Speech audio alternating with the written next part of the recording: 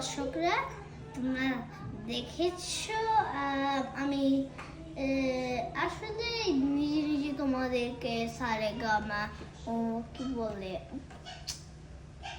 মেঘের কোলে এটা দেখানোর জন্য তোমরা জন্য অনেক খুশি হও।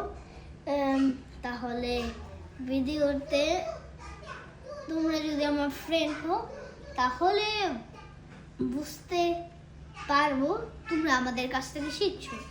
আবার লাইক সাবস্ক্রাইব এগুলো তো করে সবাই বলে লাইক সাবস্ক্রাইব, কিন্তু আমি বললাম না।